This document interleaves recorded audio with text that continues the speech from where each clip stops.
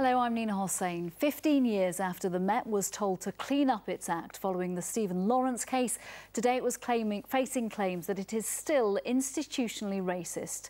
An employment tribunal found the force discriminated against an officer simply because of her race and her sex.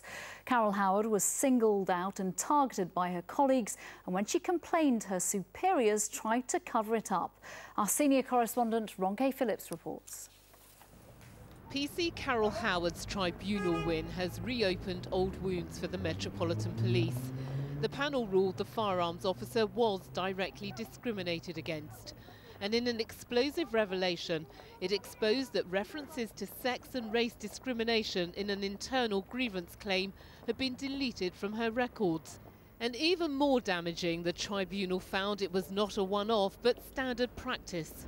The tribunal made a very clear finding that the Metropolitan Police has a policy whereby someone who's investigated a grievance is not able to make findings of discrimination. And where they do make those findings, they are instructed to delete them. And this may have the effect of misleading tribunals and the people who are complaining. So that's what it amounts to. It amounts to falsifying a document. The case dominated Mayor's question time, with one member demanding the Met be called to account. There have been more than 30 race and sex discrimination cases against the force, and Mr Johnson agreed they will now all have to be re-examined to see if their records were altered.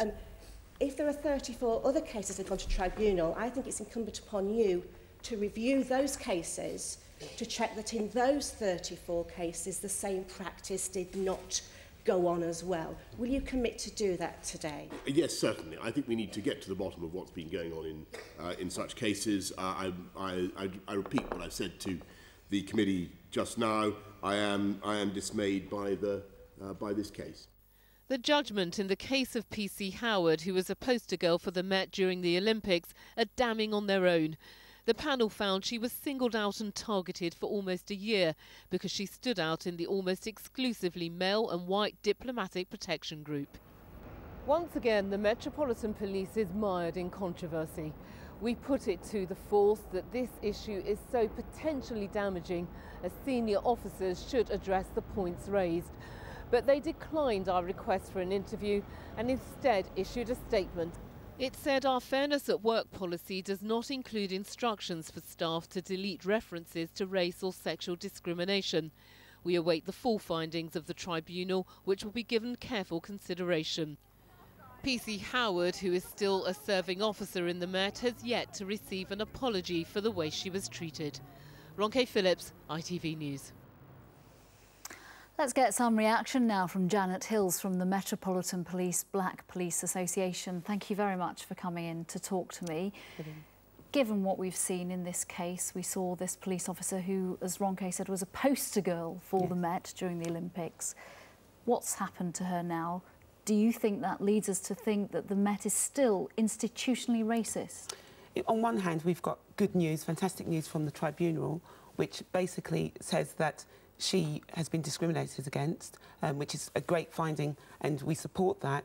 On the other hand, you've got the Met being directly told that they have directly discriminated against her, which again is never a good thing, given, as you say, 15 years ago we had the Macpherson report, which said that the Met was institutionally racist. So is it still the question, would you say that not enough has been learned?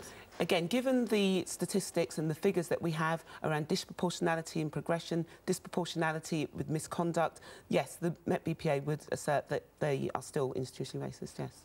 Why would anyone from an ethnic minority listening to this interview, listening to Carol's story, want to go and work for the Met?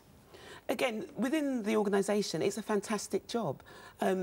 Unfortunately, there are processes in place which basically go against us, and that is what the organisation needs to deal with. It needs to deal with the internal culture. So the encouragement to come and work for the Met, one of the world's best police forces, but if you've got the wrong skin colour, if you're the wrong sex, you probably won't get promoted. You may see your career flatlining. It's not great, is it, for the recruitment of the Met to get people on board? It's not great, but we need people to get in board, because the only way you're going to be able to change this is from inside. So we need, you know, the communities to actually see this and go out there and want to police the communities that they live in. But on top of the actual discrimination, there was the cover-up. Is that worse than the discrimination itself? Again, if that is the case, then it clearly shows that the fairness at work process is not fit for purpose and needs to be scrapped and something else brought in to deal with issues around these sort of things where people can complain, you know, in confidence that the organisation would do something about it. All right, Janet Hill, thank you very much for your thoughts and for coming in. Thank you.